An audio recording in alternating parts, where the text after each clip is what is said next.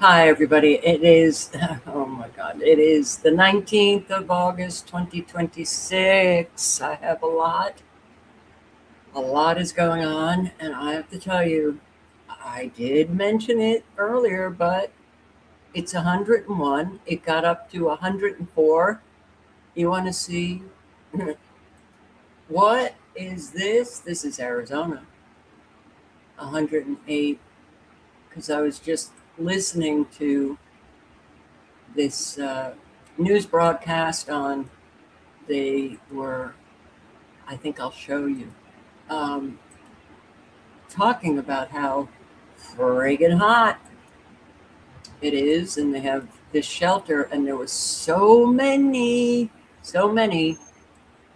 in this shelter that they were opening their doors, give them some cool time.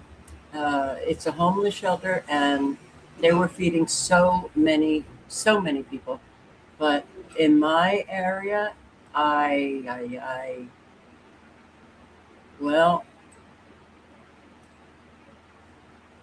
these are several of the areas, 104, 104, and it's brutal. This is not fun every day. It is not fun. Hey, can I say that again? It is not fun. And today I was thinking, I wonder how much those portable air conditioners are. I don't know how much they are.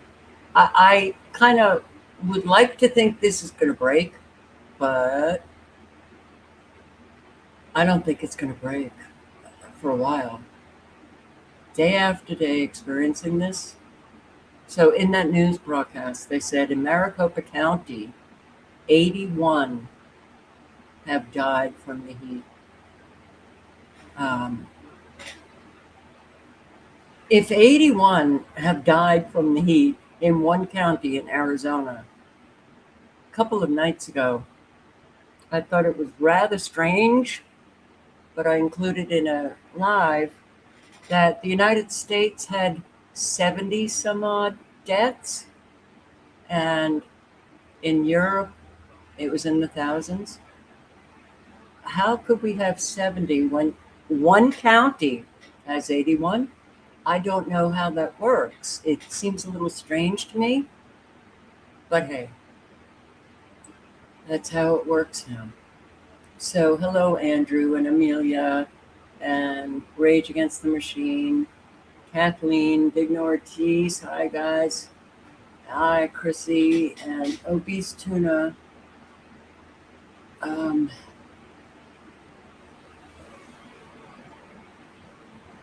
I am so wanting just the fall to arrive really fast. Okay, Magnus. If I've missed anybody, I apologize. Marcia, hi. And Patricia White, Nez Lover. Hi, guys. Woof. What is it like in your area? This is really like, uh, you know, ay. It's just 1 or 2 days like this is fine. But day after day after day after day, and I wish I could point you to my playlist on Never Lose Truth with over 300 videos educating on weather modification, how they can control the temperature. I'm being completely ignored. Every day I've sent an email to Sinclair. They won't respond. Silent walk. And I know that my video was not strike material news broadcast. Okay. All right. I'm just going to get into it. And hi, Silent Walk. 76 where you are, Newark, Ohio. I never knew there was a Newark, Ohio. Um, well, 76. Anybody else put in their temperatures? No. Okay. Boy, I'd take 76 in a heartbeat. Let's do radar. Now, yeah, it's still going. Look at what we have down here.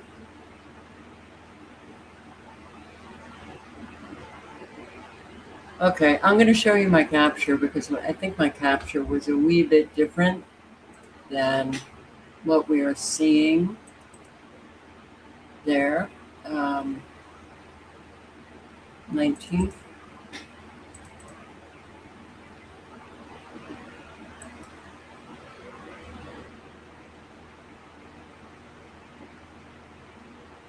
Not very different, but look at this. Talk about destruction, ripping apart the atmosphere. This is not good. Not good. So this was at 3:39, and it's still blasting away. Right? Right. All the frequencies hitting this up here in Nebraska land. Look at this.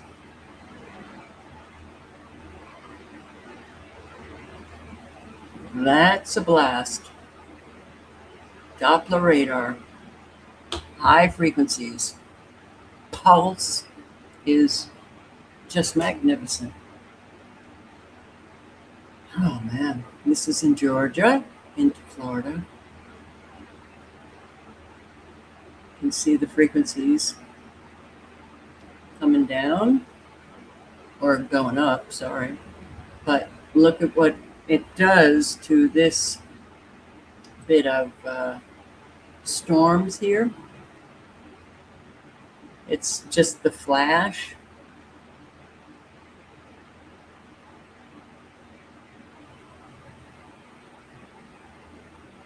Okay. Well,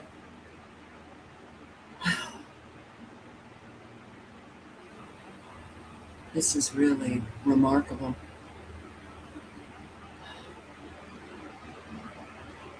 But then look at all of these frequencies hitting this storm. Nebraska, Iowa, straight line. Okay. Well, it's not looking good. It is not looking good. They got their weapons out, and is anybody talking about it? The war that we are in.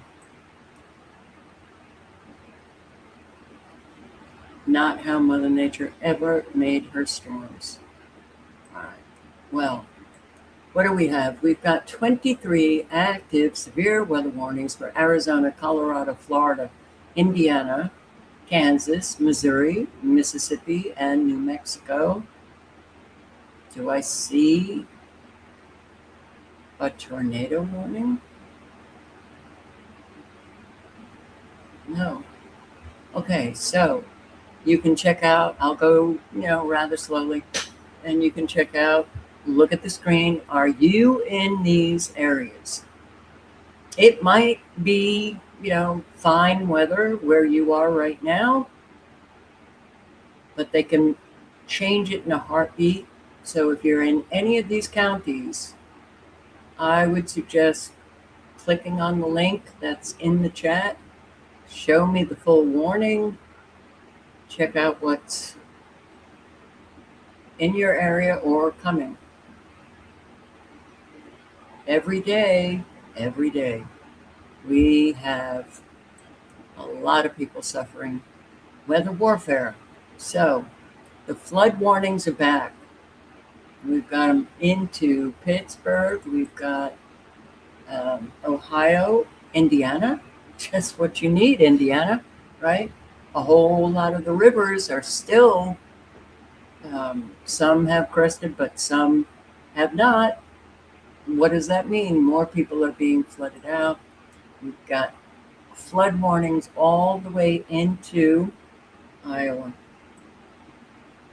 extending into Pennsylvania, New Jersey, and Philadelphia area, flood warnings, and the heat, the good old heat.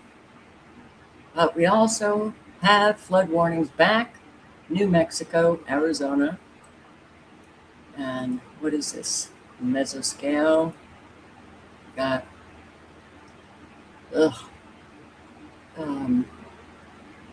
large hail, damaging wind coming to eastern New Mexico and eastern Colorado. Okay. And of course, red flag warnings, extreme heat warning. Well, man, oh man,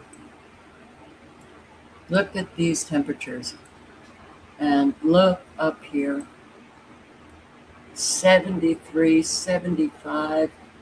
Oh man, I wish. 79. But okay. And of course, Oklahoma.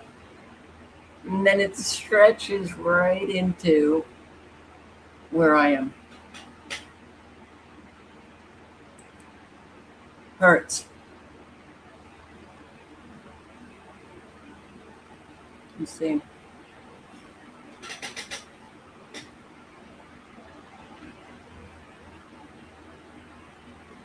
They said when it was 104, or no, 102, it feels like 111. I'm not sure if that's true, because I might be collapsing, but all right. Here we go. Now, Hawaii, okay? I said this Hawaii braces for direct hit from Tropical Storm Lala, right? So, when was this? This was Friday, the 14th of August. And I then went to radar and I said, it's not going to be a direct hit. It won't. And look how disorganized it is. Okay. So it was not a direct hit. It got reduced to a tropical storm, but look at the damage. Look, it's hurricane category 4 damage that we're seeing on the island of Hawaii. Okay. So then I see this. I'm like, wait a second. Hurricane Lala explodes to category 4 and will hit northwestern Hawaii by Wednesday night, August 19. Today, it's not just this publication, but a whole lot of them. It exploded to a category 4. Okay, doesn't this need to be questioned? Okay, doesn't this need to be questioned? Our hurricanes just never go away anymore? Remember that hurricane years ago? I was like, wait a second. We have a hurricane that is developing off the coast of Mexico. And then the forecast was it would come through Mexico, go through Arizona, go through Utah, and then make a right and go across the country. Remember that, any of you? I remember that. And I thought, okay, this is very bizarre. But after battering the Hawaiian Islands over the weekend, Lala intensified again Tuesday, becoming a category 4, and it's going to hit tonight. Okay.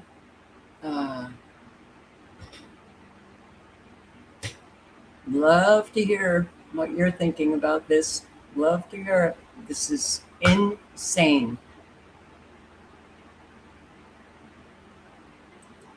They're destroying an awful lot. So, Lala, and every time I see, like, holy shit, the destruction is so magnificent. And I don't mean in a good way, right? I'm just going to show you a little. This is this is what the tropical storm did. Okay, so now they're saying it's a category 4. You know what? Let me just check. No,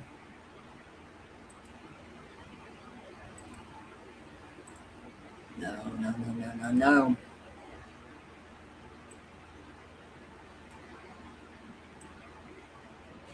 Okay.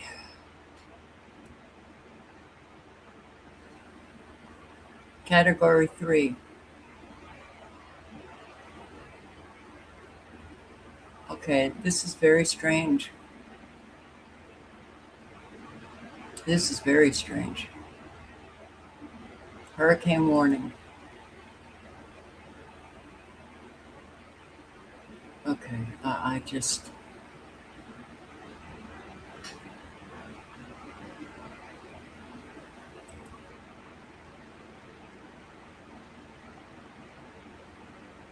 August 19. Okay,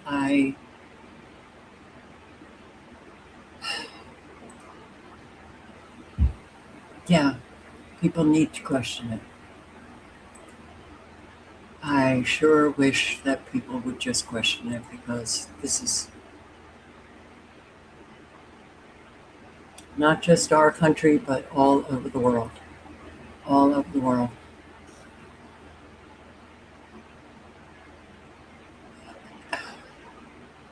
These are roads, okay?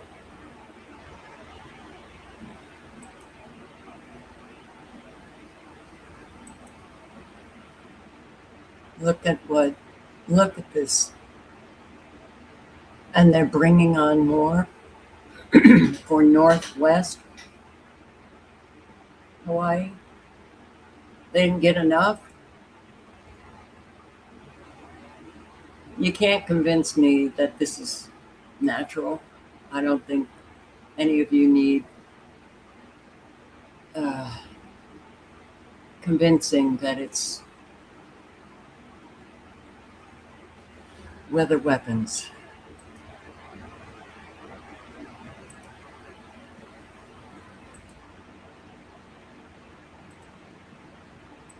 So, we've got power outages that hit Dallas. The extreme heat also during the extreme heat. Putting a strain on some electrical equipment. We have heard about several power outages, in fact, across different neighborhoods in Dallas. We were wondering what's up. Our Marissa Armas now with those left powerless in these sweltering temperatures. Here in the Kessler Park neighborhood, over a dozen residents told me that they experienced 2 power outages yesterday during the extreme heat. One that lasted about an hour and a second that was about 30 minutes. Extreme heat felt on another level in several Dallas neighborhoods as power outages impacted their day. It was really just like a surge. Like it went off, TV went off, appliances went off. Will Mallory was home for one of those outages on Monday. He says thankfully it didn't cause any major inconveniences. It came back on pretty quickly. The Kessler Park Day School also confirmed the outages to CBS News Texas, saying they... Okay, so the power outages that are going on all over, but Dallas, why? Extreme heat. Well, warning. Mammoth nationwide blackout could last 18 months. As power grids, appalling weak spots exposed. Well, good. I'm glad you have exposed all of them. So we have some deranged person now knows what to do. I'm going to read some of this. The United States is at risk of a nationwide blackout that could last 18 months and John Wellinghoff became aware of the alleged vulnerability after a shooting at the PG&E company in San Jose substation. We came up with some very astounding numbers. That's what he said. If you knock out 9 total substations among these 3 grids, you can black out the entire United States. Could. Yeah. Why don't you supply more details? It doesn't matter which 9 substations are taken offline either, as long as each one is among the 10 most important for its region. Alternatively, bad actors could black out the 3 interconnections individually. All you have to do is look at a map of the grid and figure out where most of the wires go into the substations. That's a critical substation. So glad you provided all of this information. The Department of Homeland Security then sent a delegation around the country urging utilities to increase security at their substations. We did a nationwide tour to alert owners and operators about the vulnerabilities. The then Assistant Secretary for Infrastructure Protection, but with more than 200,000 miles of high voltage transmission lines and roughly 55,000 substations all around the country, there is awareness that you can't protect everything.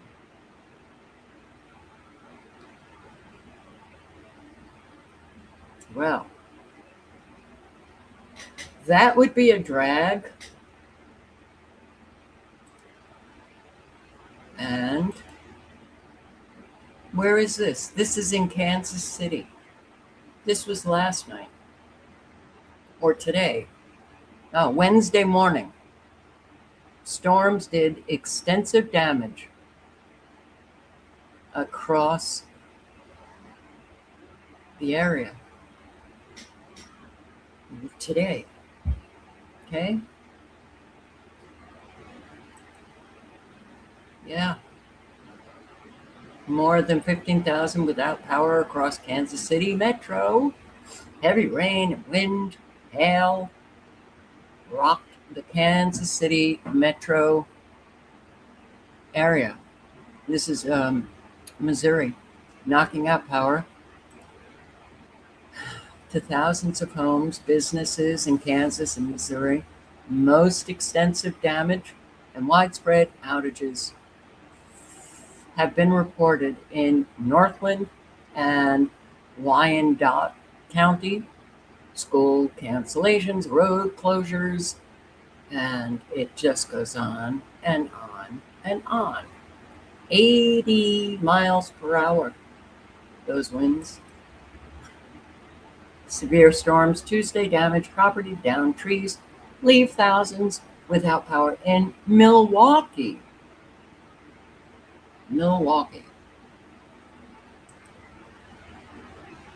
Okay. Storms caused power outages for 26,000. Falling trees, branches, blocked roads, damaged homes and cars and businesses in Milwaukee's Washington Heights neighborhood. A tree fell on the beloved Y East Pizza, damaging the building, power lines as well. About 6,000 We Energy customers remained without power at 11:30 a.m. So they were able to get, some restored. But this is, man, oh man, oh man. Here, she's on West Washington Boulevard in Wauwatosa. More damage and nobody's hurt. But that's why we live in these old neighborhoods, because they're so beautiful with the old trees. in the old houses. So we got an alert on our phone and it just looked like it was raining. So we didn't go down in the basement right away, but then I could see the wind whipping the little tree and this tree, and it looked severe. So we were heading to the basement, and then the windows in the living room here just went completely white, and the rain was really bad. And we ran into the basement, and we didn't hear anything. And then we came back out, and the tree was down. And then it was very quick. It was like 2 minutes of bad, and then it was done. So 2 minutes. That's all it takes. Wow. Well, is this a convertible? I think it is. Milwaukee, powerful storm.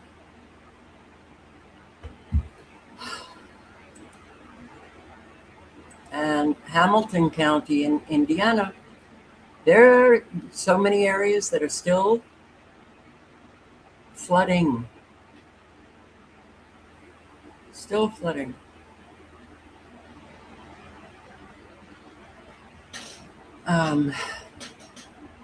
I think they're going for whole states now, West Virginia, Indiana, the Hawaiian island.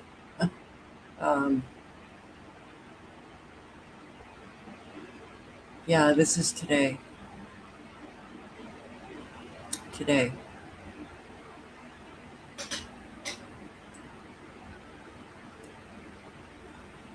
Campgrounds. What is this? On a Saturday night, we'd have 25, 30 people hanging out till 1, 2 o'clock in the morning. There's not one person down here that we didn't know the other person's name. I mean, it was a big family.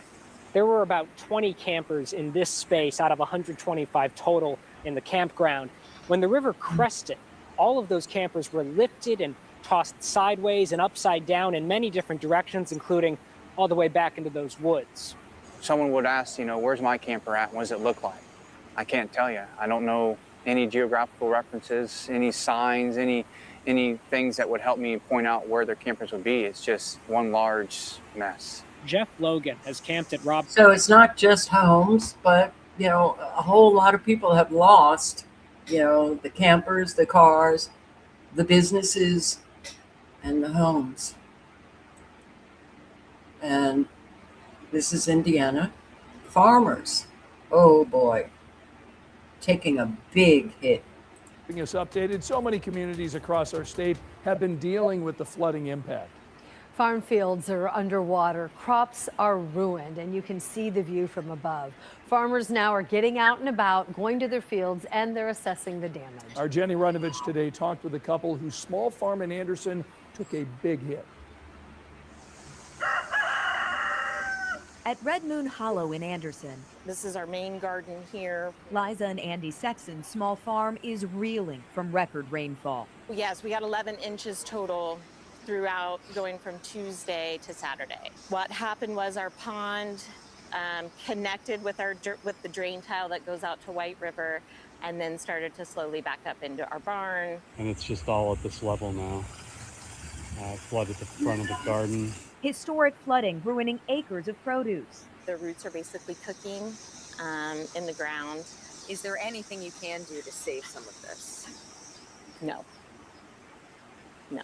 It's a stunning loss. When the White River crested and the rain kept coming, sandbags became their only defense. There was just no way to stop it. You get so much rain and there's nowhere for it to go.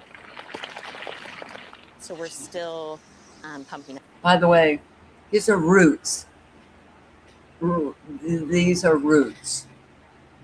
Those are the roots that we should be seeing in many of the trees that have come down.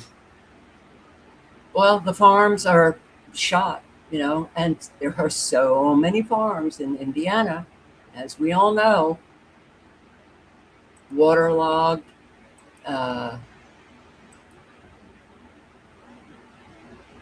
This is going to be one hell of a time, man. Oh, by the way, I have to do this now while I remember. I got water restrictions going. Phase 3, involuntary reduction in water usage. Customers, this is my city. Customers must water their lawns only one time per week. I gotta make this bigger. Even numbered side streets, odd number side streets, okay. On Saturday only, on Sunday only, no watering may be done Monday through Friday. What if they're not home on Saturday or Sunday? Okay, I'm sorry, but customers will be allowed minimum hand watering of potted plants and flower beds using hand-held containers. I guess you have to call, to find out. What do you mean minimum? Commercial, industrial, and institutional customers may be required to decrease their process water usage.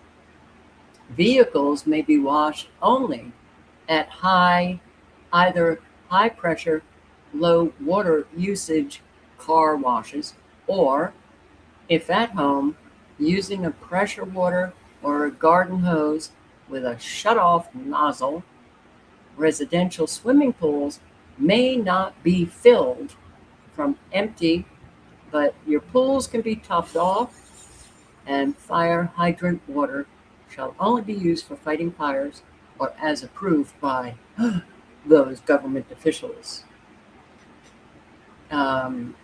Handheld watering of potted plants, minimum usage. Doesn't that sound a little odd?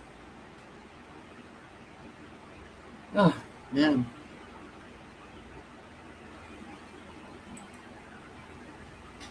So, yeah.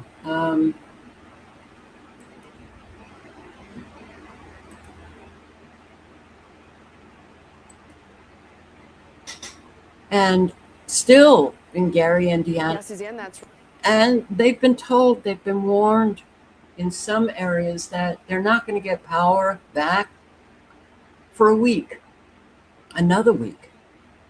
Munster and Highland, Indiana may not have they may not have their outages repaired for another week. With everything that they have to do to clean up, if they don't have gas powered, chainsaws,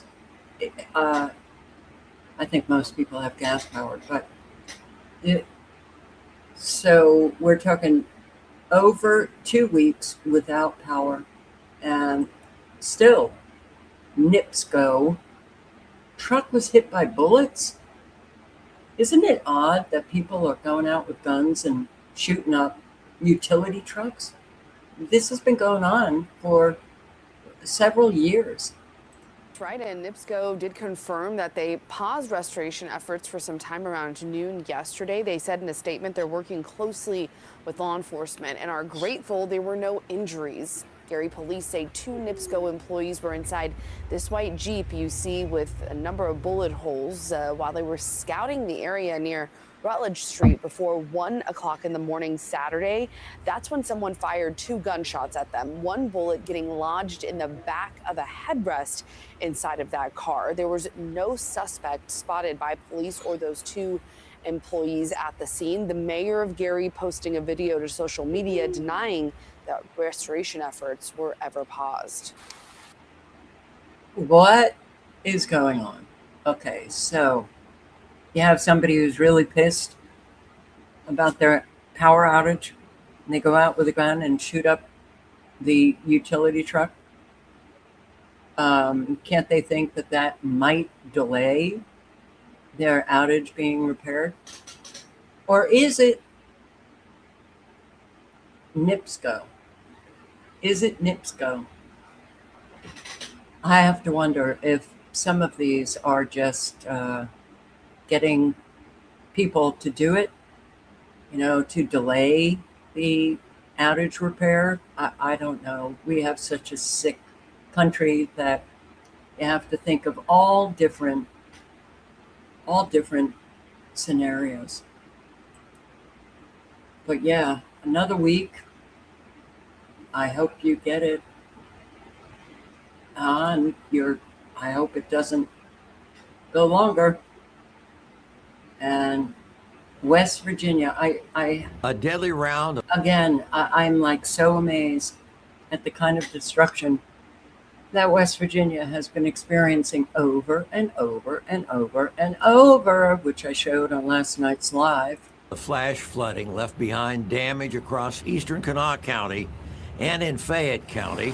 In the Upper Kanawha Valley, Paint Creek and Cabot Creek both spilled out of their banks, covering roads, threatening homes, and stranding some residents. And in Fayette County, a woman died after the vehicle she was in was swept away by fast-moving floodwaters near Pax into Paint Creek. Searchers found her vehicle, then her body. The road-destroying force of the weather left some people cut off from their own damaged property. Went to work at 5 o'clock yesterday morning, and by the time he got to Charleston, it's washed our building about more than halfway over, 8 foot over the creek bed. Get there from here, huh? No, sir. I tried to go through Gauley Bridge and it's blocked off. Can't go over Deepwater Mountain Road here because it's blocked off. They say Mossy is really bad. I guess we're going to have to go to the turnpike. I haven't been home in 2 days. Among the places that got cut off by all the flooding is the Fayette County Animal Shelter. The bridge is safe to walk on now, but not for cars and trucks. Before some plates were dropped to replace the missing deck, it was a tightrope walk almost for shelter officials getting to feed and check on the animals. Put a rope up on one of the trees or across the bridge, and they were able to walk across the actual the beams with the rope. It's been pretty much a month of flooding in the region, but recent weather really packed a punch and left some scars. In Cabin Creek, Bob Air. It's been more than a month.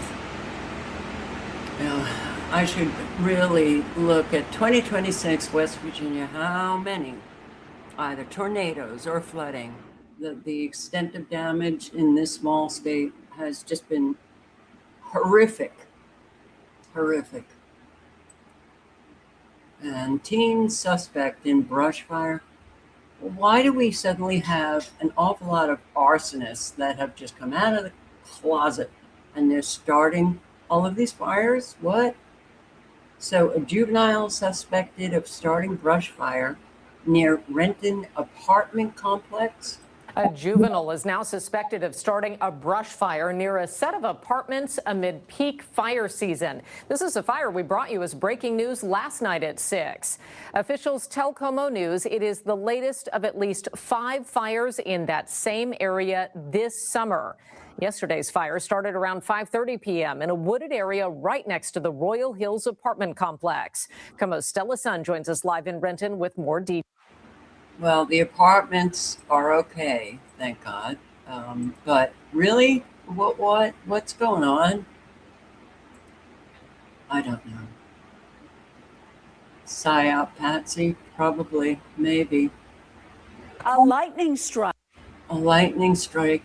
Oh boy, our lightning is pretty friggin' angry that it just keeps hitting homes. So many homes have gone up in flames due to lightning. In Oklahoma, a refinery, a gas refinery or something, I can't, but energy, okay? Lightning took out 2. There was a big fire with that.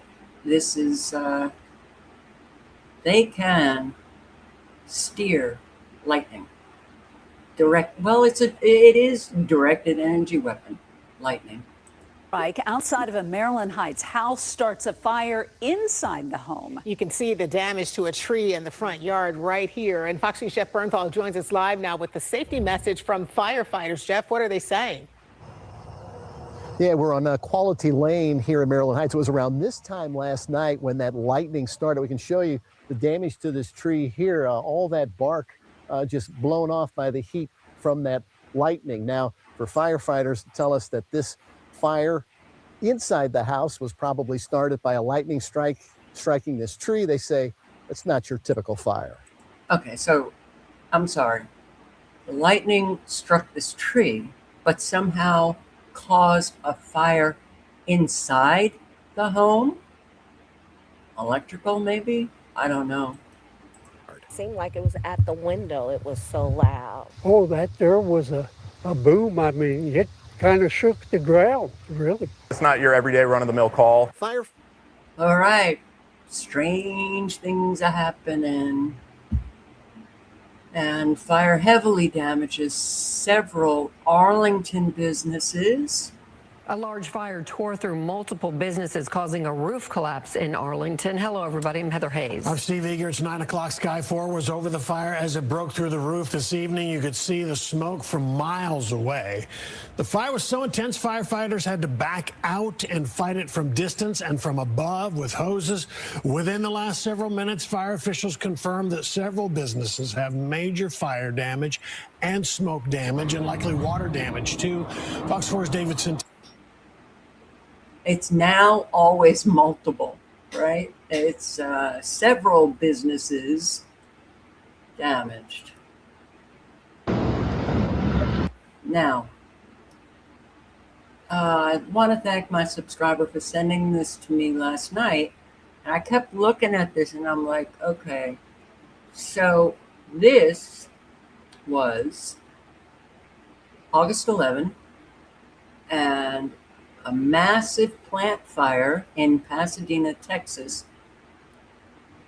This guy, Ray, captured an unidentified object moving within the scene. It looks like a helicopter. I shouldn't even say that. That's what I remember looking at. But what was it? What are we looking at? This flying vehicle was not pouring water on this.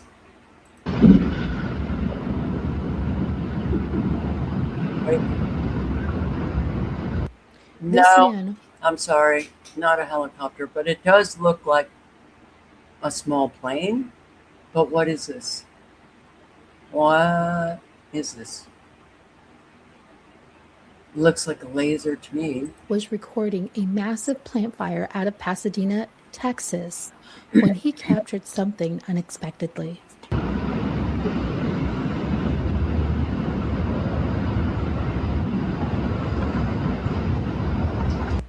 Ray says he captured this in the middle of the blaze, and some viewers believe that this is a drone with some sort of new technology, possibly releasing what appears to be water. But others believe it's a laser.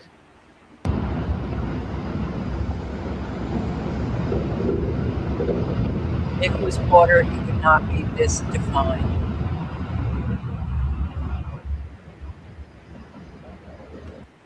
So what are we actually watching? New technology or something else?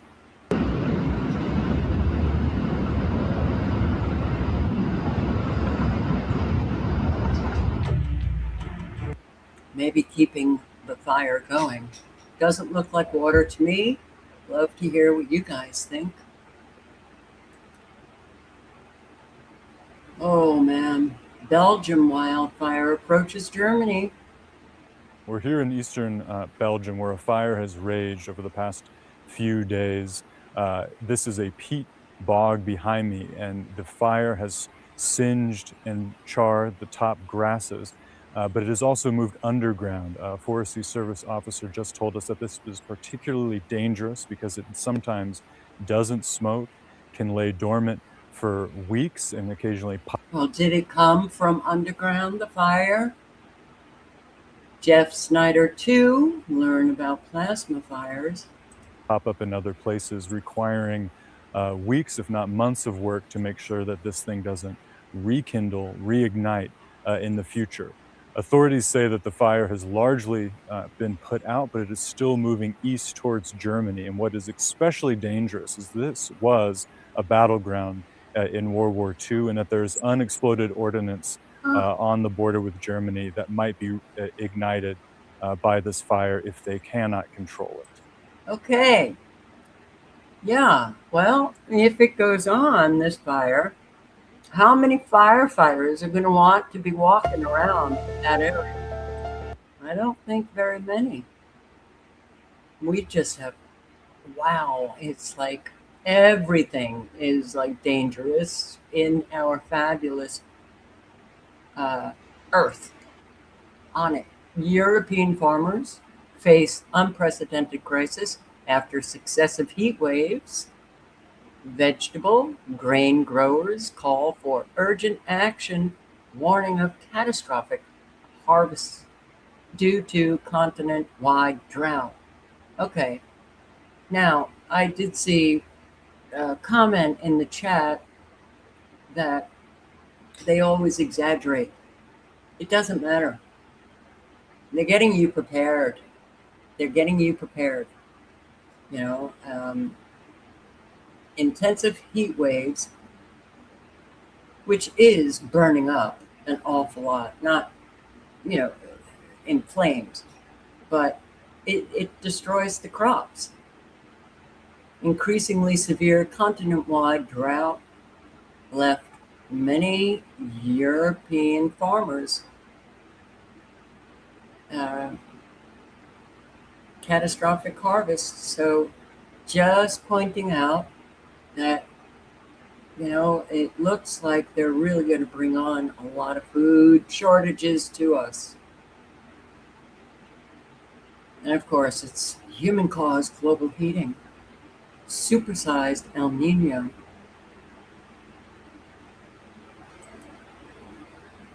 Wildfires killed 2 in Greece and torch Belgian nature reserve. All right.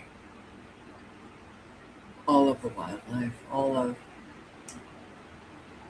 don't like it, really. This is, wow, it's just wow. In South Korea, man, it's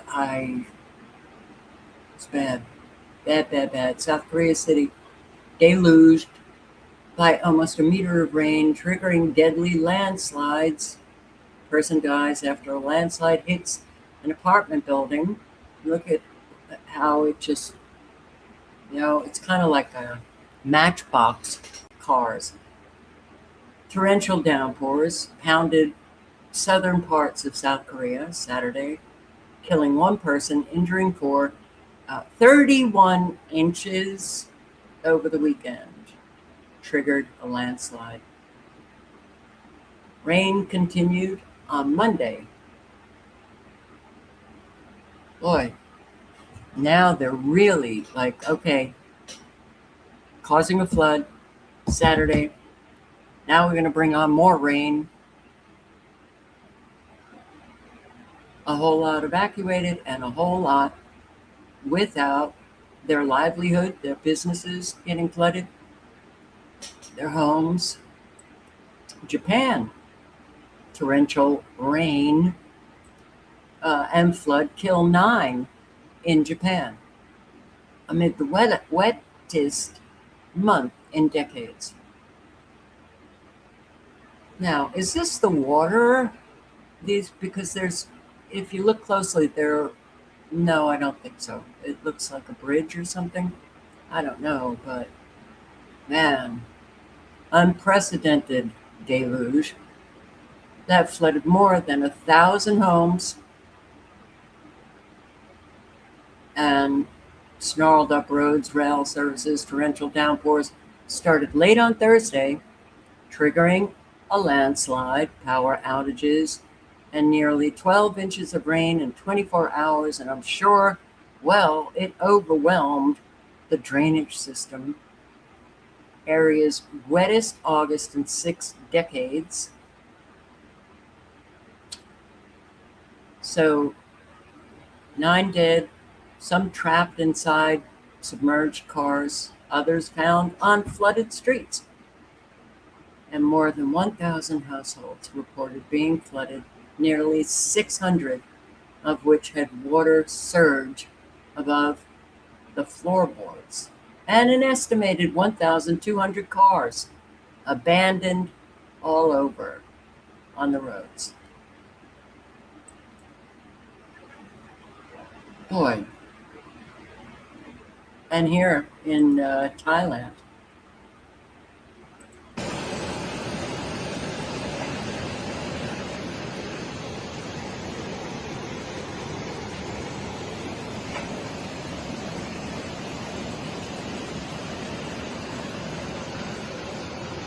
Severe flash floods have inundated Phua district in Nan province, northern Thailand, after over 110 millimeters of torrential rain overnight caused headwater rivers to burst their banks, submerging residential zones, washing away critical bridges, and trapping hundreds of families.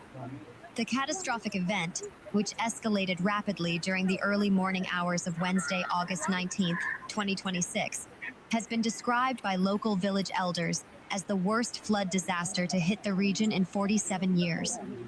Rapidly rising waters from the Phua and Quang waterways have completely engulfed multiple sub-districts. Ground floors of houses are buried under muddy currents, rendering main regional transport arteries entirely impassable. Emergency response efforts are underway, led by the Department of Disaster Prevention and Mitigation, DDP.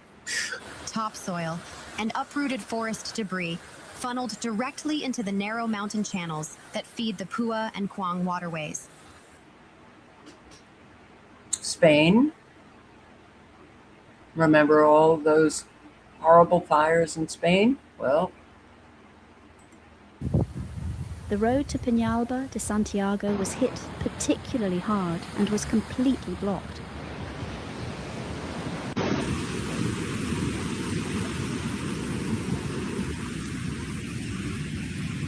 Spanish emergency services, including firefighters, police, and the Emergency Coordination Center, have launched a large-scale operation. Dozens of specialists worked at the scene, evacuating people and assessing the damage. and it looks like maybe the flooding was around the fires. Doesn't that look like burn scar flooding? Okay, yeah. Lots of damage caused by, I guess, climate change, right? And Bolivia had a huge snowstorm threatening livestock and livelihoods. Bolivia's second largest city is hunkering down. Informal traders and small businesses on the streets of El Alto are battling the elements. Despite the impact on their livelihoods, some entrepreneurs are choosing to stay positive. It's beautiful how it's snowing. It looks beautiful. It's also because of climate change that it's snowing like this. It hurts our sails for the day, but it's beautiful. El Alto sits high on the Altiplano Plateau, more than 4,000 meters above sea level, flanked by the Andes mountain range, making it one of the highest major cities in the world. Severe snowstorms have prompted the government to act. Travel on major highways and mountain passes has been suspended. We've been here since dawn. We're stuck. We just made it up and we need someone to help us with machinery. If the government office remembers us, it would be nice, but it seems we're not going to see that help. In Bolivia's southern city of Potosí, the deep snow is endangering livestock, burying grazing fields. We're coming in convoy to rescue our llamas. We don't know where they are, not even the babies. We don't have any feed. Nothing grows here in these places. The municipality or government isn't supporting us. Potosí's authorities have declared an emergency after more than 165,000 llamas and sheep face starvation. Bolivians are bracing for yet more heavy snowfall expected in the coming days. Oh my God.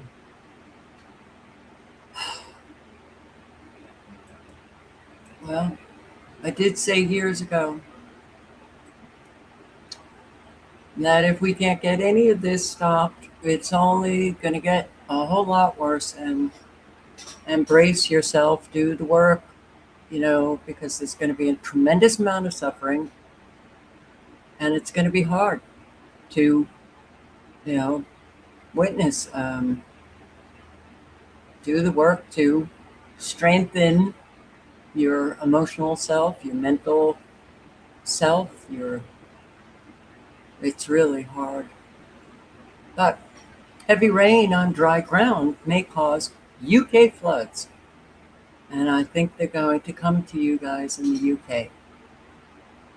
It won't reverse the drought, of course.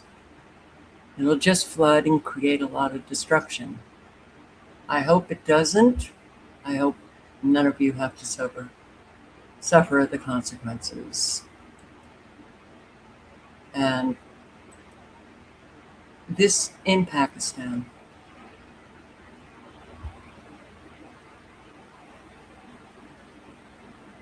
Yep. Mudslides. Lots of flooding. State of catastrophe declared.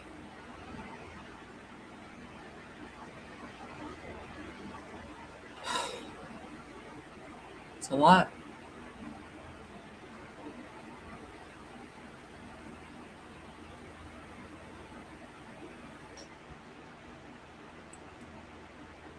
Man charged with murder after Kansas City house fire kills his mother. I'll post the link if you want to read all about it. But we do have a lot of family members murdering family members going on today. And I just, let me do this first, which is dog food recall in UK after reports of pets losing their eyesight. Years, that's the name of this brand of dog food. They recalled all of its fresh meals after reports that a recipe change may have caused some animals to develop an eye condition that, if left untreated, it can lead to sight loss. The brand Years said owners should stop feeding its fresh meals to their dogs immediately.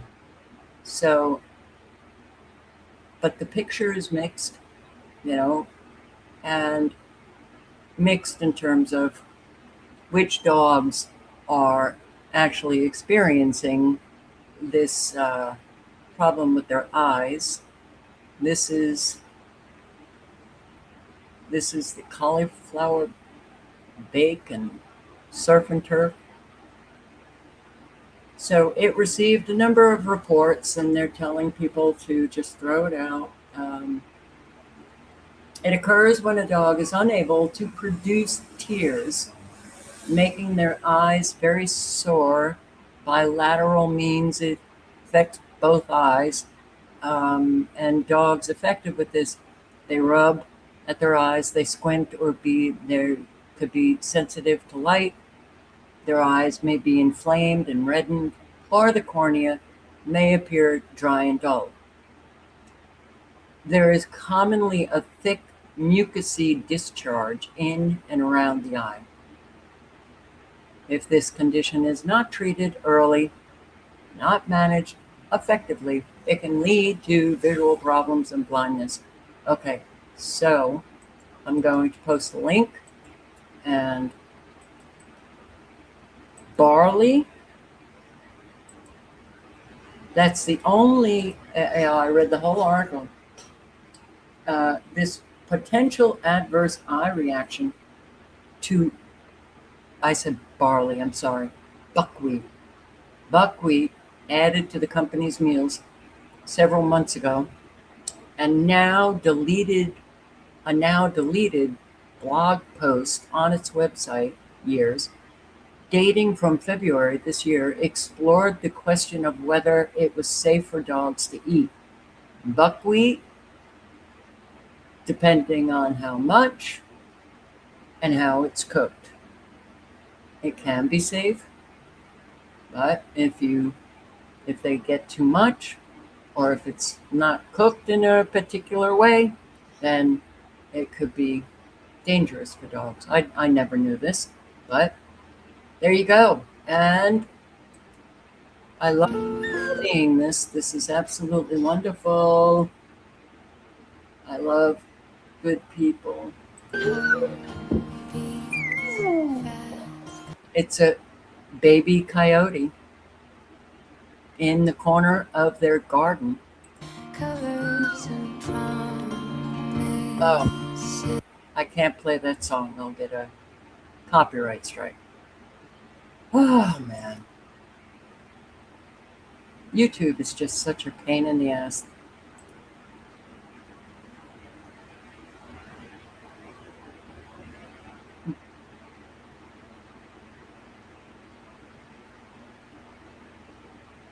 I will get a copyright strike. I see a lot of people posting, and they put in this music. I don't know. They don't seem to get copyright strikes.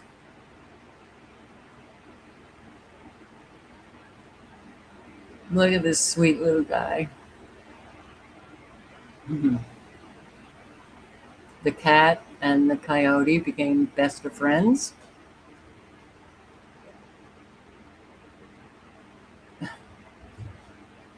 My German Shepherd always did that.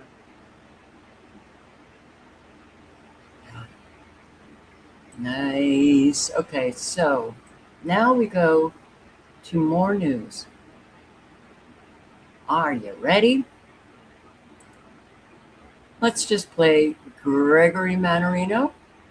Take it away, Greg. Fed minutes are out. Wait for it. They say the U.S. economy is solid. Let's see about that. Oh, joy, yippee, yippee, hooray. Yeah, I wrote that. I actually made up a funny word today, too. I made it up. I don't think it's a real word, but let's find out. So, Lions, the Fed minutes say the U.S. economy is solid. And apparently, we can all just relax. Nothing says relax more than this. Really? Honestly? Come on, man. And what does it say? It says stocks, bonds, and gold rally after Treasury indicates it will buy more government bonds to stop yields from surging. So those who have money to do, trade in stocks, those who don't, what do you think? What's the difference between the two categories? Really? Honestly? Come on, man. Everything is wonderful. Nothing to see here because according to the Federal Reserve minutes from its July meeting, economic activity was still expanding at a solid pace. Solid. Well, Lions, apparently we need to redefine the word solid because you see, the United States has received some rather inconvenient little things called economic data. Hashtag fake. All the data is fake. You know that they make it sound much better than it is. It was abysmal. Let's just talk a little bit more. Let's have a look. The job market, solid. Except the United States lost 23,000 jobs in July. Economists had expected roughly 80,000 jobs to be added. No one saw that one coming. And just for a little extra solidity, that's the word I made up. I don't think it's real. Both the May and June payroll growth was revised downward by another 103,000 jobs. But wait, it gets even better. 264,000 people left the labor force as well, pushing labor force participation down to 61.4%, a 5.5-year low. Very solid. Well, let's move on. Perhaps those people who decided to, employment was maybe just overrated, so they're going to drop out of the workforce. Maybe that's it. I don't know. The consumer, very solid here.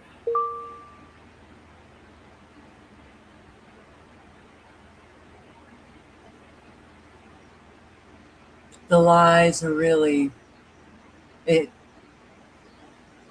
can make you nauseous. Stocks are at an all-time high. Chrissy, if I give you $100, can you put it in the stock market and maybe make me a lot of money.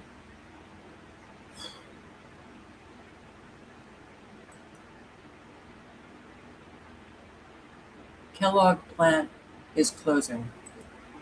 Okay, remember, it is Trump who has said that he has brought back factories, manufacturing, and it is the opposite of what is taking place. There are so many factories closing. Kellogg's is one plant. It's closing permanently. 2 years ago, the Kellogg's company here told us their plans to modernize its supply chain. And the Omaha plant was not a link in that chain. So after gradually laying off its employees, the plant is now officially closed. John Chapman explains how the loss of a decades-long employer will affect the metro. Be a big effect. There are still cars parked around the Kellogg's plant in southwest Omaha, but the logo high up on the building doesn't have the same meaning it's had for tens of decades. They've kind of put the writing on the wall, but now they've officially said that the plant's going to close and all those jobs are going away. It's terrible for our community and the families that depended on that for generations, a lot of them. The jobs here were good jobs, union scale wages. Kellogg's issued a statement that reads in part, "This move is difficult in how it impacts our people in Omaha, and we are committed to supporting them and their families with care and respect through the transition. Production in the plant has ended. The building will be listed for sale." Hopefully another manufacturer, somebody can come in that'll create great jobs like the Kellogg's plant was, but that's a high bar to set right now. I'm hoping that somebody can take that over, but I haven't seen anything what the future looks like. We all know what the future looks like. Okay, a whole lot of people lost their jobs in Omaha. Carol, yes. Yes, it would take some time with only $100. Wow, are you serious? I said in a video years ago that I wanted to actually ask Greg Manarino if I gave him, well, then I had some money, but I never did, and I really should have asked, but hell, man. You can buy me a few houses. I just need one. I just need one. Hopefully with some land. And hell, the house doesn't matter. Mobile, single, wide. I don't care what it looks like. Some land. I'd like to get out of this uselessness that I've been in and help animals. That's all. That's all I want. So Kellogg's plant is closing and Mission Foods is closing. Oh, come on, man. Why did you have to do this? Mission Foods is closing. This in Colorado, Mission makes the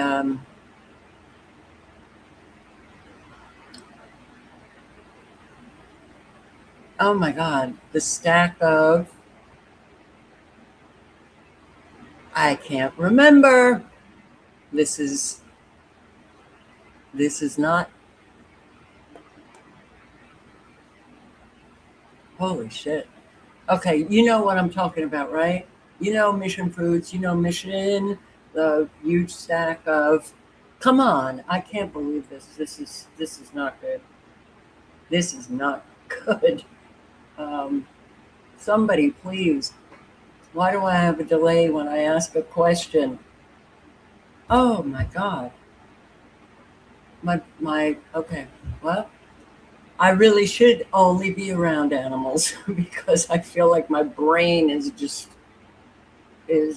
not working. All right. So, Mission factory in Colorado closes. Kellogg's is closing. He talks about the factories, you know, and well, he also said, how many? Oh, so many Americans, more Americans are working than ever before. It isn't, it is the exact opposite. How can we put up with these lies? I don't get it. I am, every freaking day we listen to these lies. Every day. There are still questions and high emotions from some Warner. This is a new factory that's closing. This one is in Georgia. Employees looking for answers. This is a glass plant factory. Suddenly listen to what this company has done to the employees. Robbins workers because a glass plant suddenly closed. Earlier today, the Anchor Glass Container Plant on Booth Road in Warner Robins told employees they were shutting down immediately. Some of the workers say that announcement blindsided them. Olivia Dunn is live outside the plant tonight. Olivia, you were able to talk to some of those workers today. Not good. So yeah, that's right, Frank and Laura. Usually this plant's actually pretty busy, even at this hour, with folks coming and going. But now it sits quiet. I had the chance to catch up with a few of those now former Anchor Glass employees who tell me that they were shocked by this sudden closure. And now they've got some questions. I just can't get my head around it. It feels like a dream. Why Kenya Smith arrived at the Anchor Glass container plant for a double shift Tuesday morning. Instead, they told her to turn off her machine and come to the break room. I already knew when my heart just dropped in my stomach. I already knew that this was our last day. Management told workers the plant was closing immediately. According to a worker adjustment and retraining notification, the closure affects 168 employees. Smith and others were given this letter that said the plant does not have, quote, the long-term demand needed to remain a competitive and sustainable operating location for Anchor. So in my mind, I had no reason to believe today would be the day it would close. Jason Ring worked at Anchor for 29 years. He was off Tuesday and found out about the closure through texts from friends. He says employees were always told the plant was doing well. After nearly 3 decades of work, he says he's disappointed and frustrated. And it's kind of humbling because you think you put a lot of time and effort in what you do, and you're kind of proud of what you do at the job, and to be escorted out by the police and not be able to get your personal belongings, it's hard to deal with. Smith says security and Houston County deputies escorted workers out of the plant. She says they were told to make appointments to come back and pick up items left in their lockers. So I'm like, are you serious? I'm a grown woman. You done told me and my job is over with and I can't walk out on my own. So it made me feel like I was a prisoner. Smith, Ring, and other employees say they're now left figuring out their next move, and they still have unanswered questions. Why this plant? Why us? All right, listen. There is a WARN Act, and they said 163 employees. No notice. Show up Tuesday to work, told you don't have a job. The police were there to escort them out. They weren't able to take their personal belongings out of their lockers. They have to call to schedule an appointment to get their personal belongings. This is so outrageous that it's like, what are we doing here? But the WARN Act, if you have over 50 employees, there are, I can't remember the conditions, but I think this company fits within the elements of the WARN Act that they should sue.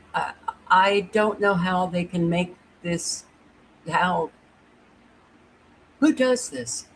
That guy worked there for nearly 30 years, and that's how they treat him?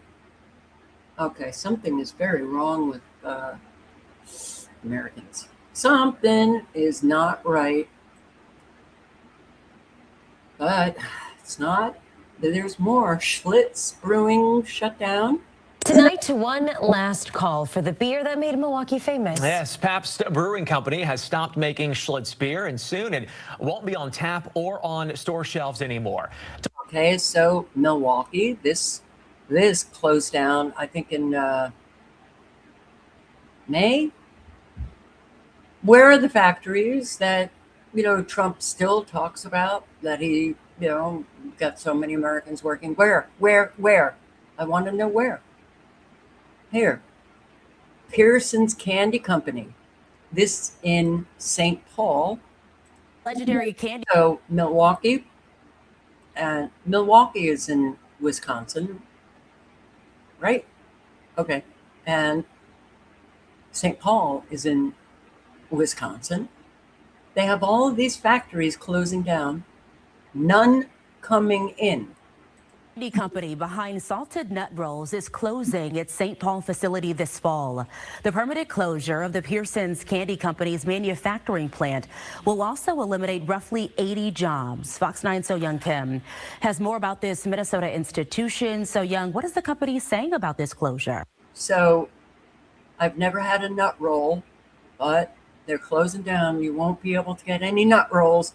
So if you want to run out and buy up nut rolls, do it now. This was 2 weeks ago, Marcia. 2 weeks ago. Do you see how many people are losing their jobs? Where are the jobs for them? They're not there. 72 workers at Deep Pear. This is another factory that closed down in Wisconsin, in Deep Pear, Wisconsin. And this one, Worldwide Technology and Industrial Engineering Company, closed down, 70 let go.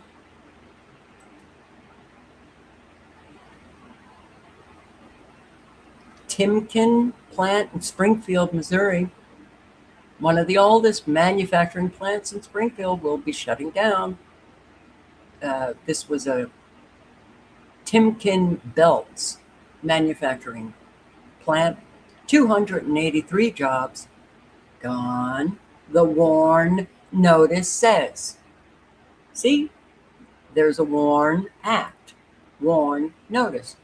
The employer has to notice their employee. You can't just lay off 163 employees without any notice and then call the police to escort them out. And we also have so many, man. Japanese-owned factory near Charlotte closing, 280 workers. Dixon manufacturing plant shut down in July. This was just last month, displacing dozens of workers. 69 without jobs. WARN notice. I hope those employees of that plant that are shutting down looks into the WARN notice. If they don't have any notice, sue the shit off of the owner. And Trump, of course, thank God, he just keeps enriching himself. You don't want a president who's stressed out about his finances, okay? So, good. Trump is full speed ahead in making money off of being the U.S. president. All right. Okay. And he lies through his teeth about how wonderful the economy is. And more are losing their jobs. And I don't know how people are, still, we have an awful lot of people who are suffering quietly. But I think this is just going to be so explosive at some point that people are they're not going to put up with the lies, and they're unfortunately going to act out. He's essentially unrestrained because Congress doesn't do what it's supposed to do. It's remarkable. Residents at a motorhome. Okay, this I believe is in Minnesota. Given notice to leave. Residents here at Mona Lake tell me they're angry and unsure of where they're going to go, with the short notice making it difficult for them to find alternatives. Many residents tell me they've lived here for decades. They've raised families here, and this is the only home they've ever known. Residents tell me they received a letter Thursday telling them they have to be moved out by September 15th. The letter says the owner is looking to sell the property. Families say they're looking for other rental options or to move their trailer that they own, but some say that costs too much. They're having a hard time finding another place to live, and they don't know what they'll do. A friend of one resident who is visiting also expressed concerns for the stray cats living on the property, saying they'll need to be rehomed. I tried calling the park management office. Their number has been disconnected. I also reached out to their lawyers to ask why residents were only given a 30 days notice. They were unavailable and have yet to return my phone calls. In Muskegon, Olivia Bosser, News 8. 30 days. You own your mobile home. What are these people going Thanks to for do? keeping us updated. So many communities are. What are they going to do? Okay, what? We have a real big problem. There is such a lack of care in our country that so many people are suffering just from that. 30 days, get out. Okay. I don't know what they're going to do. I don't know what anyone in this country is going to do at this point. All of these people, okay, a whole lot in Indiana, they actually have to, a whole lot, no doubt, are still paying their mortgages. They will have to continue paying their mortgage along with finding a place and paying rent. Okay? How are people going to manage that? And I really do believe that they will become so marginalized that we will hear nothing. We will hear nothing about what happens to all of these people. It is incredible evil. That's Nez, yep. We needed to nip it in the bud. We didn't. And it's coming after us. Amazon to expand drone service to nearly 500 cities. Oh, okay. And a whole lot of communities have been protesting against these drones because they fly and they're loud and they fly over people's homes. Now it's coming to 500 cities. Great. And wait a second. Are you going drone delivery? Are you going to completely do drone delivery? Which means more, a whole lot more. Out of work? The company will make 1 million drone deliveries this year. Well, we're screwed, man. We are so screwed. San Diego woman. Okay. This also. Now, I know every time that I have paid a deposit, I don't get it back. You know, I this place, forget it. You know, they'll come up with something. And I don't have the energy to fight, right? So, this San Diego woman, the apartment was so clean, but they put in a cleaning fee. Oh, God. A San Diego woman says she finally has closure thanks to NBC7 and Telemundo 20 Responds help in getting back what she calls an unjustified cleaning fee. Her mom passed away a year ago, and she says she and her sister left the apartment spotless. They even have the pictures to prove it. Sergio Flores is here now to show us how the team helped. That's right. You know, Monica and Jackie, and they also told me they were in contact with the managers at the apartment complex to make sure they return the apartment in the best shape possible.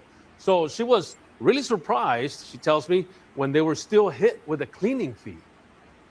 Very glamorous, loved to dance, loved to sing. She should have been a movie star. I would call her Zsa Zsa Gabor. And they were so close, says Patsy Kuskowski about her mom, Celia Alvarez. She and her sister.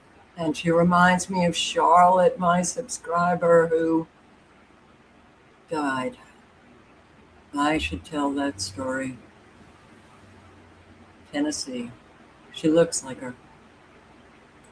Sister would regularly take her out or just watch old comedies at her apartments near Mission Bay, where she lived since 2013. She would laugh all the time. We would watch, programs she loved, like, I Love Lucy and the Golden Girls. But in her final years, her zest for life slowly started giving way to old age and eventually to a serious illness a year ago. We were trying to feed her, and she just said, no more, no more. I knew what that meant. So you have to honor your parents and your loved ones. She was ready. She was ready. She was 95 years old when she gave Patsy one final smile. She says that clearing out her mom's apartment was the way of doing one last thing for Okay, does this apartment look dirty to you? her. They gave away most of her belongings to charity, then cleaned the apartment. Above and beyond, she says, just like mom would have done. Probably was thinking of my mom and her saying, do it right. Do it right so that you get your money back. So that you get my deposit back. Patsy says she was in regular talks with the property managers to make sure the apartment met their expectations, which is why shortly after returning the key, she says she was shocked when $150 of her mom's $400 deposit was held back for cleaning fees. I was upset, and I thought it was a slap in the face. Patsy asked for an explanation several times. She never got one, she says. So she called NBC7 Response for help. We contacted the apartment complex and got an answer that first gave condolences and described Celia as a valued and gracious resident who is deeply missed by their team. They went on to explain that official turnover assessments are conducted according to established management procedures and completed by designated maintenance personnel, and that in the interest of resolving the matter and bringing closure, they would voluntarily refund the $150 cleaning fee. Patsy said, You got caught. You got caught. So many people turn to the news to try to resolve issues that are very clear, and they shouldn't have been brought to a point where somebody has to contact, their local news. We waste so much time. Search for missing woman in New York. Okay, I've been watching this, and this is now 23 years old. I'm 23 hours old. Just wondering if there's anything new. I can't stand it. This is 9 hours. Let's see. This other picture that we have, though, this is on our input 3. So input 3 right here, this is, do you recognize this? That is Las Vegas. Okay, so we're going to go out to Las Vegas because this morning there is a very significant New York connection. A New York grandmother of 5 disappeared while visiting Las Vegas, and now her family is starting to get messages, strange messages, from her phone asking for money and Bitcoin. There she is right here. Her name is Eliza Goods. She's 63 years old. Now, her family says she left a friend's house and an apartment on August 8th to take a bus to someplace, and I mean, basically has vanished. So, I mean, at this point, family, friends, they don't know what is going on. All right, let's bring in Robert Moses. Robert, I know you actually just got off the phone with a family member, but before we get to that interview, can you just, I try to set the scene a little bit, but can you just sort of talk us through the nuts and bolts of what we're seeing here? Yeah, They started getting strange text messages from their mother's phone, and one of the text messages read that, please send, money, however, Vimos, whatever, because I need money for gas. And their mother doesn't drive. So it looks like this woman just went missing. I'm going to play this. This is really... A 63-year-old grandmother from New York was on a trip to see her friend, but her family says she never made it back. 10 days later, they still don't know where she is. News 4's Chris Jose spoke to her family in New Jersey. desperate to find her. The agonizing wait for answers. Elise Whitaker, unable to control her emotions, needing a moment to catch her breath. She is loved, she is missed, and we need to find her.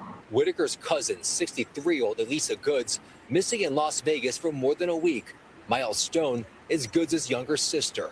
She's alone. She could be hurt, anything. We just need to know. We want to know.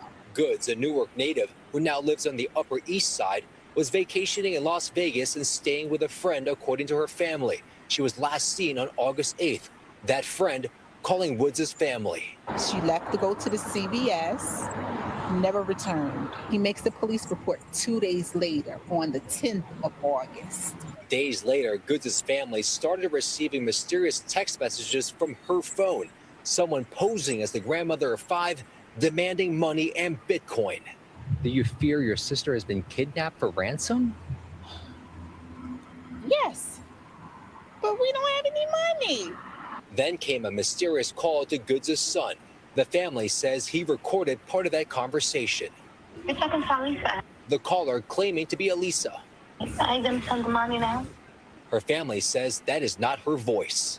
Yeah, my phone is bad. I'm gonna call you as soon as I get my phone. Woods' family telling us they turned everything over to Las Vegas police, but they're frustrated with the investigation. Any person, every person is a priority. Treat my sister like she's your sister, like she's your mother, like she's your friend. In a statement, Las Vegas police say Elisa Goods is still considered a missing person, and the case is still active at this time. Goods' disappearance taking an emotional toll on her family. Woods is retired and enjoys to travel, and according to her family, it's unlike her not to check in. They also... There are so many people going missing. So many. Young, old.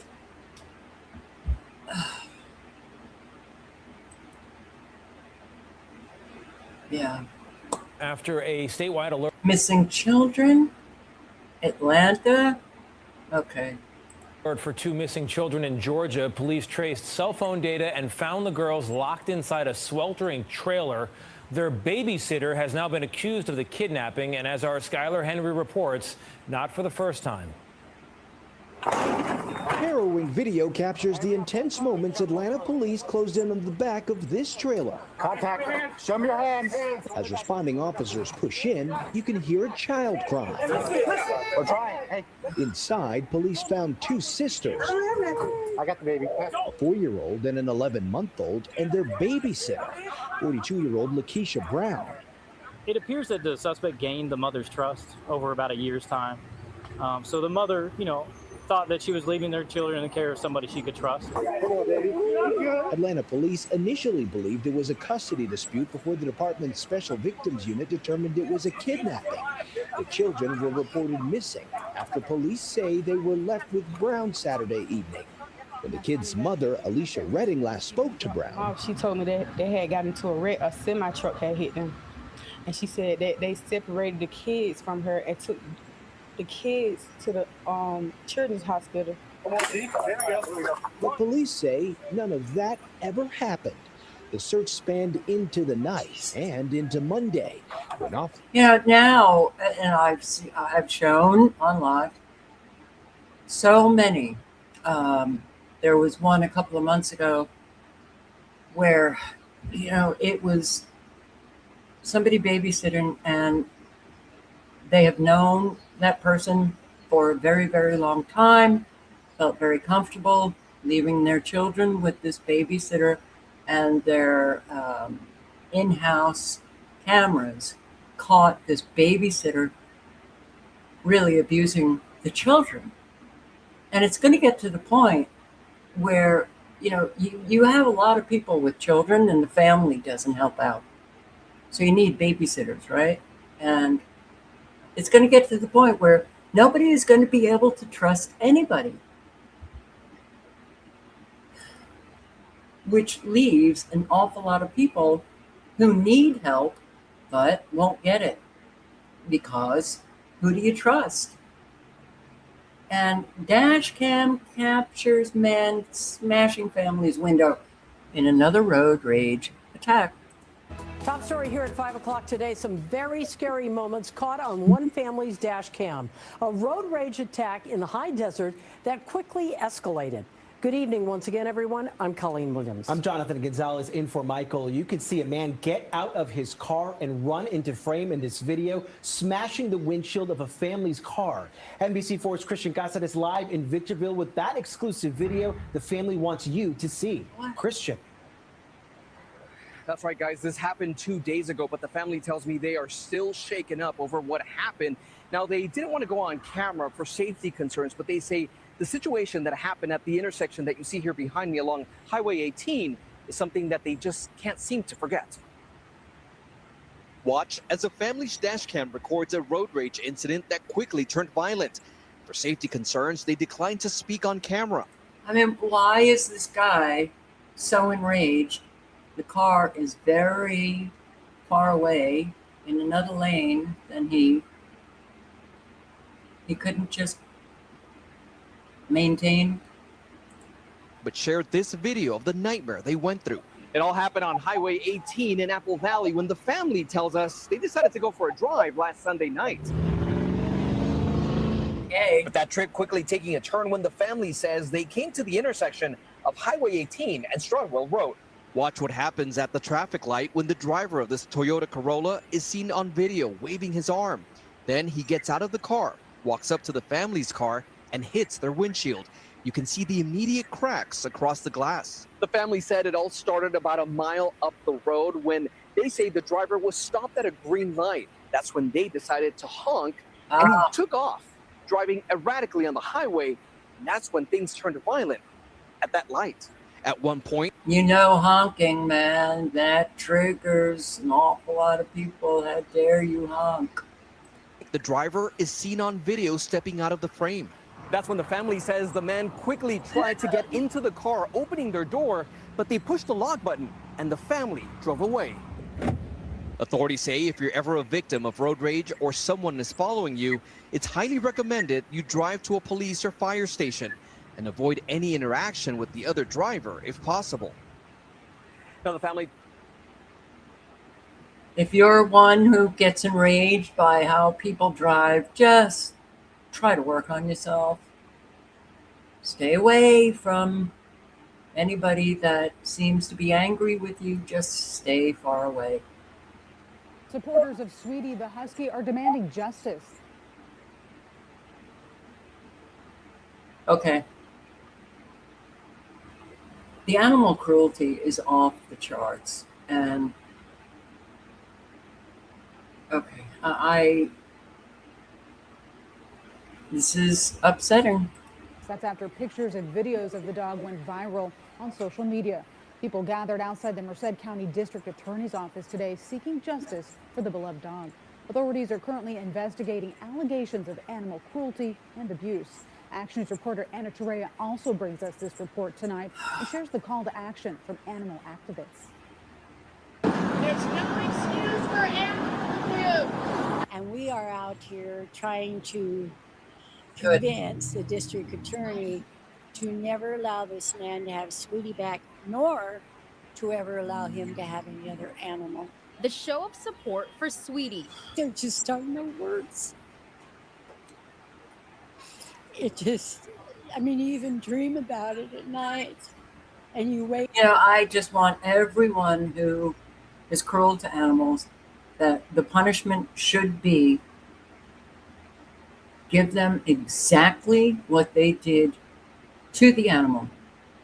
That goes for trophy hunters as well. And you know what that is. I am so sick of this. Wake up wanting to do everything you can to make sure this doesn't happen to animals again. Animal activists and advocates rallied outside of the Merced County DA's office on Friday, demanding justice for the husky. She just needs to be helped. She needs to be loved by someone that's going to take good care of her. Right now, the Merced Police Department is investigating animal cruelty allegations involving an unhoused man and his pet husky known as Sweetie. Okay. I don't even want you to hear the yelp, and he apparently was making the dog run behind him, and very, very, very fast.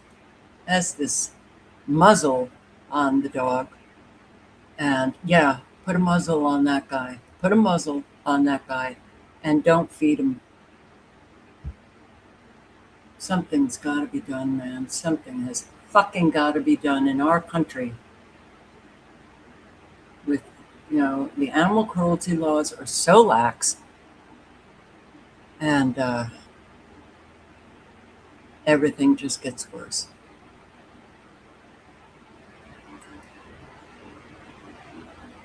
So, U.S. Treasury, Trump's name will be on the $100 bill. Trump's signature. Okay. Set to appear on U.S. dollars later this year. Not clear whether this signature will appear on all currency notes, but apparently it's going to be on $100 bills. This guy put his name everywhere, right? Isn't that enough for people to recognize how incredibly narcissistic this guy is? How personality disordered he is? Isn't that enough? Okay, this sister of Graham's, who just kind of waltzed into his position in the Senate,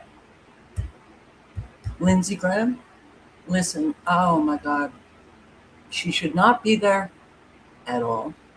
At all. Listen to how she answers this question. It's remarkable. Oh my God, that, obviously Trump and Netanyahu want her, right? She'll just do whatever they say. Darlene Graham, Senator, listen to this. Senator, if you want to respond, or we can move on. It's your choice. That's okay. We'll move on. Okay, we'll move on. All right. Okay. Go ahead. On the national security question as well, Senator, are Taiwan and the South China Sea national security issues for the United States? If so, why? I'm sorry. Could you repeat the question? Are Taiwan and the South China Sea national security issues for the United States, and if so, why or how? I'm just going to be honest here. I'm not on national security. I'm not that informed on national security. But I do support the military. My brother was in the Air Force for 33 years, so I will do everything I can to support the military. My dad was in the Army. I'm not a polished politician up here.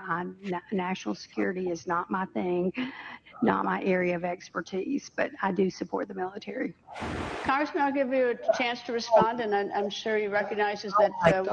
Taiwan's a definite ally, and we have a trading relationship with them that is beneficial to the United States, chips being one of them, and others. So what the president is doing right is he's enabling Taiwan to defend themselves against China. But it's peace through strength that he's showing with Iran, that China, Russia, others are looking at it, so that they don't want to deal with America, and that's why they haven't attacked Taiwan. If they had some weak Democrat in office like Biden or another Obama, yeah, they'd take it over. But we can't let that happen. We got to take a strong, a peace through strength is working. Okay, do you see a problem here? But I support the military. My dad was in the Army, but I'm not, too hip on national security. And Senator? Okay. Well, let's see what else. We got Darlene Graham. I'm not being handed this seat. Apparently, she thinks she deserves it. I want to hear from people, and I want to earn their vote. Senator, what would you say to folks that are saying that you're just being handed this? I don't see it that way. I'm not being handed this seat. I realize that I have to earn voters. So I'm working really hard to do that. Like I said, I want to spend the next 2 weeks getting out to as many places as I can. You know, Lindsey was amazing. I will never fill his shoes. No one can ever fill his shoes. Well, any evil motherfucker can fill his shoes. I'm sorry for cursing. And I don't just expect it to be handed to me. I know, again, that I have to earn people's votes, and I'm willing to work really hard over the next 2 weeks to get out to earn those votes. I want to work hard every single day for the people in South Carolina. That's why I want to do this, not to be a politician, not for self-ambition, not for power. I want to continue helping the people of South Carolina.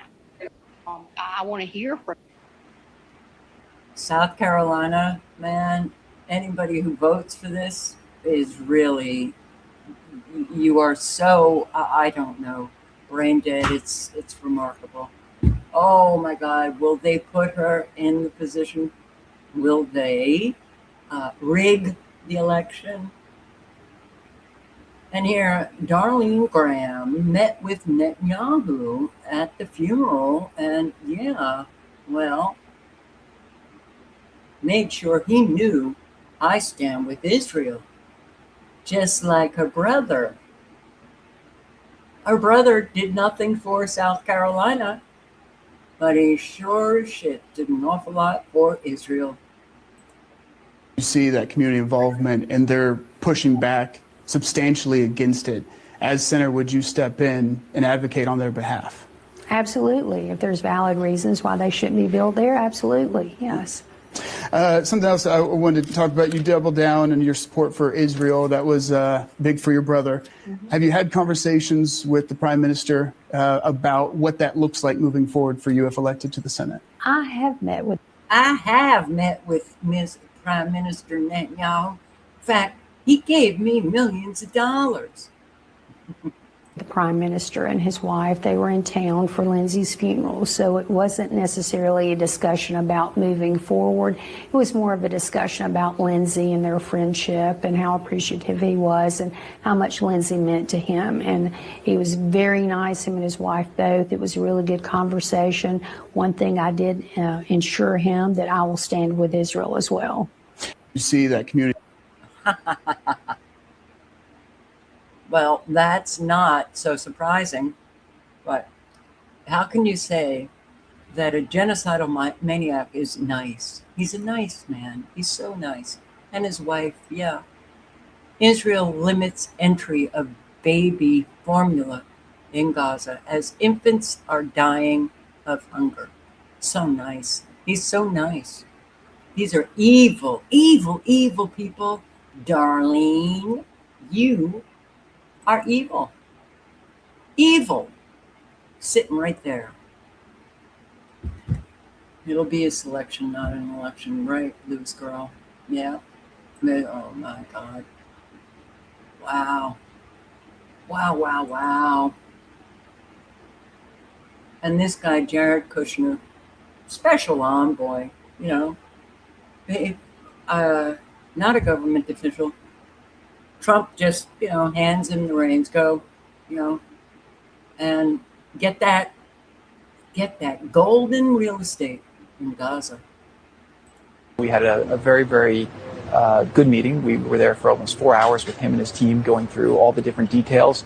I think there were some valid concerns that they raised that we were able to address.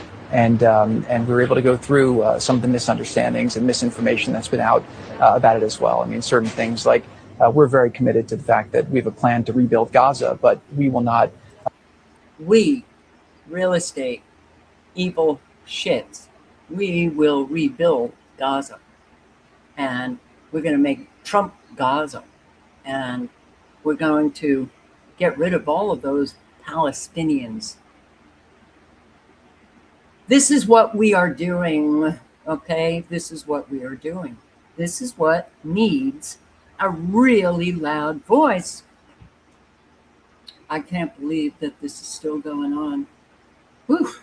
The peace agreement was that, or the agreement between Hamas and Israel was that, and Trump actually allowed that, which was Israel would withdraw from Gaza and then Hamas will disarm.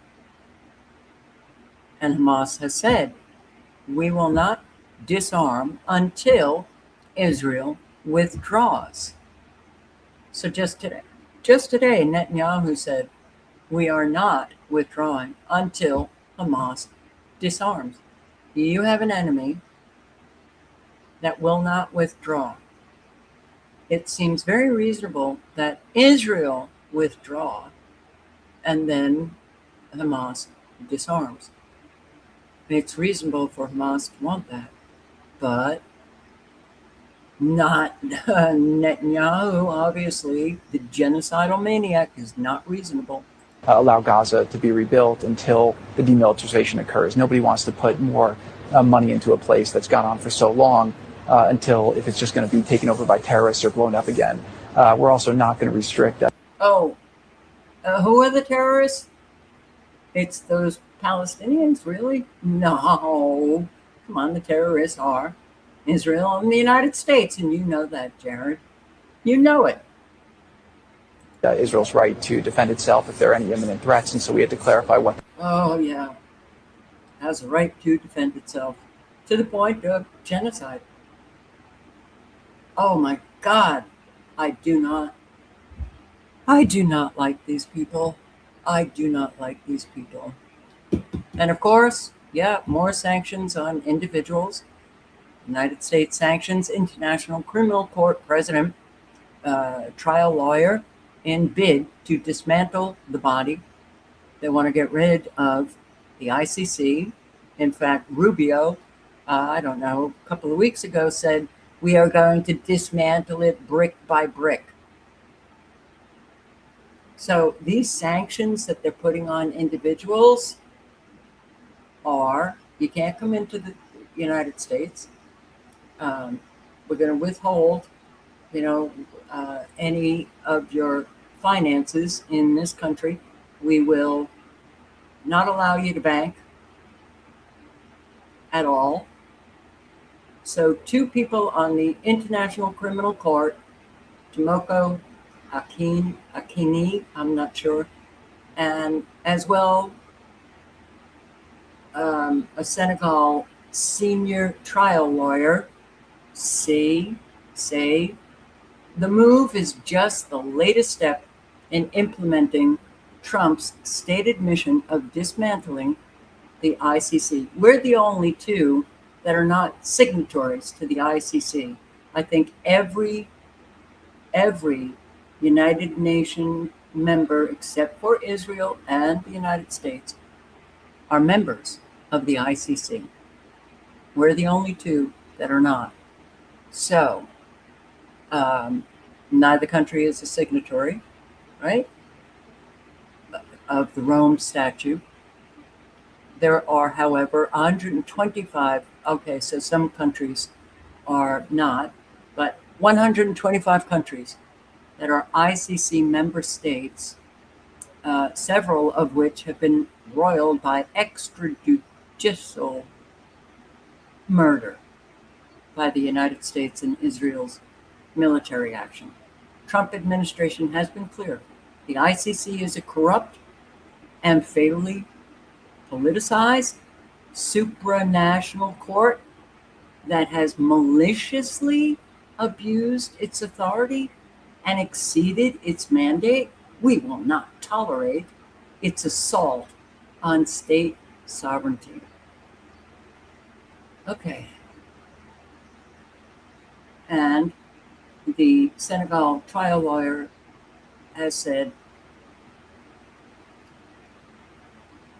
no, actually, this is a continuation from Trump. Quote, have directly engaged in efforts by the ICC to investigate, arrest, detain, or prosecute officials whose government has not consented to the ICC jurisdiction. This sets a dangerous precedent for all nations. In their mandate, the ICC, it says that they can investigate and arrest and detain or prosecute officials that have committed war crimes and certainly genocide.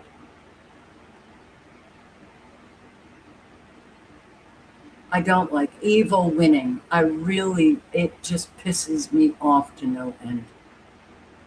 Just pisses me off to no end.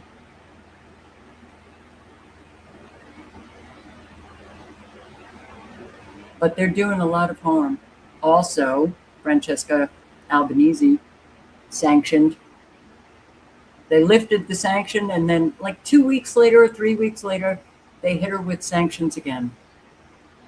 You know, we're so fucking evil. Oh my God.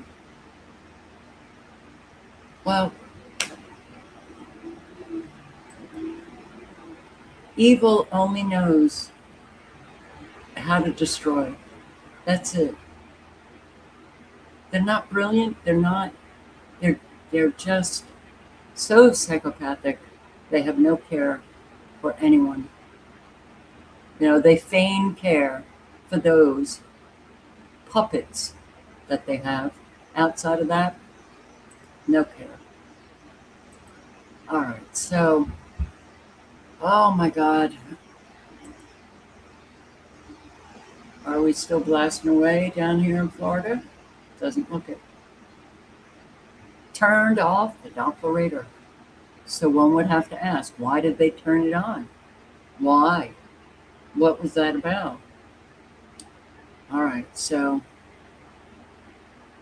having severe weather, you can see all of the frequencies, North Dakota, Wyoming, through Colorado, Nebraska to Colorado, all of the frequencies hitting the periphery of these storms. And how many?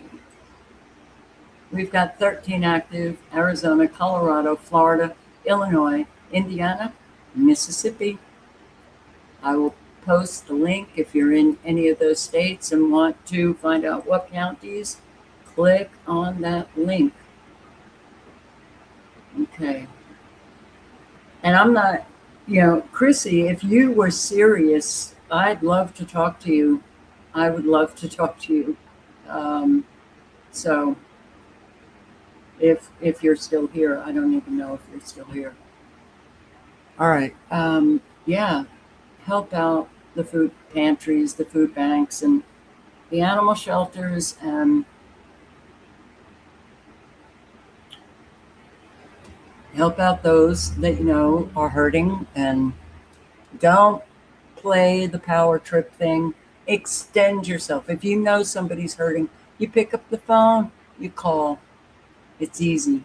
You don't wait for people to ask you, because it really is a power trip, and we need to change. Boy, do we need to change. So I really appreciate all of you for hanging out, showing up. I hope to see you tomorrow. And my God, it's 99 degrees and it's 7:30. Okay, and it's going to be the same tomorrow. Wow. This heat, man. It's doing the number. It's baking my brain. Again, thank you. And hope to see you tomorrow night. And good night and good luck. And stay safe. Make sure that you got that situational awareness going when you're out and about. Make sure that you got in your car and somebody is showing, you some rage, or maybe you get angry. Make sure that you pull yourself back, because people are crazy. They're taking out their guns. They're shooting people. And people are going missing. So if you go out, especially at night, and you can partner up with a friend or a family member, do that.